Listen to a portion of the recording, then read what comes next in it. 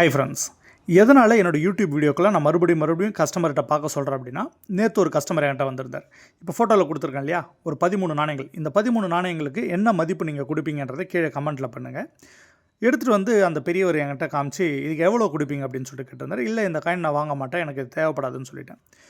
ஒரு YouTube video காமிச்சு இதில் 1,00,000 கிட்ட சொல்கிறாங்கப்பா, எனக்கு அர்ஜென்ட்டாக காசு தேவைப்படுது, ஒரு 50,000 ஒரு காயினுக்கு கணக்கு பண்ணி இந்த 15 காயினை எடுத்துக்கோ, ஒரு 7,50,000 கொடு அப்படின்னு சொல்லிட்டு கேட்குறாரு. நான் என்ன சொல்ல முடியும் சொல்லுங்கள்?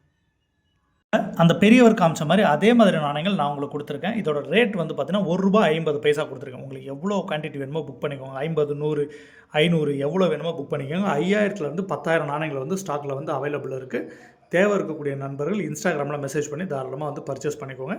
2 நாளுக்குள்ளே ஷிப்பிங் பண்ணி விட்டுருவேன். சரிங்களா? விலையே போகாத நாணயங்கள் மற்ற யூடியூப் சேனல்லாம் தயவுசெய்து பார்த்துட்டு நாணயத்தை சேல்ஸ் பண்ணிடலாம், நல்ல விலை கிடைக்கும் அப்படின்லாம் சொல்லிட்டு தயவுசெய்து எந்த டீலரையும் போய்ட்டு தொல்லை பண்ணாதீங்க. தேங்க்யூ.